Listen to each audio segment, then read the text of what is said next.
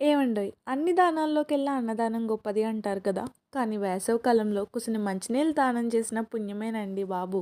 ప్రయాణం చేసి అలసట చెందే వాళ్ళకి దారిలో కుసిని మంచినీళ్ళిస్తే ఎవరు ఊరట చెందకుండా ఉంటారు చెప్పండి. వాళ్ళు ఇంటికెళ్ళేదాకా మళ్ళీ తలుచుకుంటారు. మళ్ళీ ఎప్పుడైనా దారిలో వస్తే ఖచ్చితంగా మిమ్మల్ని గుర్తు చేసుకుంటారు. పలానా రోజు వాళ్ళు మనకి మంచినీళ్ళు ఇచ్చారు కదా అని. నాకైతే అలాంటి సందర్భాలు చాలా ఉన్నాయి. మరి మీకేమైనా ఉంటే కామెంట్ చేసేయండి.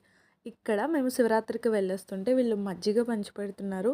మజ్జిగ పంచిపెట్టడం గొప్ప అని ఏం చెప్పట్లేదు. వాళ్ళక్కడ ఎంత ఆప్యాయంగా పిలిచారో అలాగే మజ్జిగ కూడా ఎంత తాగితే అంత పోశారు.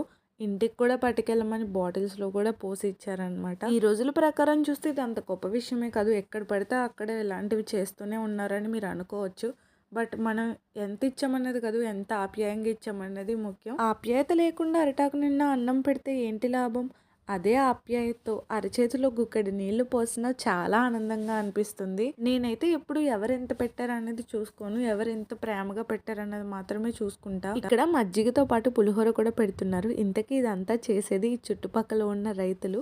వారి సొంత గేదెల నుంచి తెచ్చిన పాలతో మజ్జిగ చేసి ఇలా పెడుతున్నారు. వీళ్ళు ఇప్పుడే కాదు ప్రతి సంవత్సరం ఇలానే చేస్తుంటారంట. కానీ నాకు ఇప్పుడే తెలుసు. రైతులకి ఆకలి తీర్చడమే కాదు దాహం తీర్చడం కూడా తెలుసని వీళ్ళు నిరూపించారు. వీడియో నచ్చిందా? అయితే లైక్ చేసి ఫాలో అవ్వడం అస్సలు మర్చిపోకండి. బాయ్.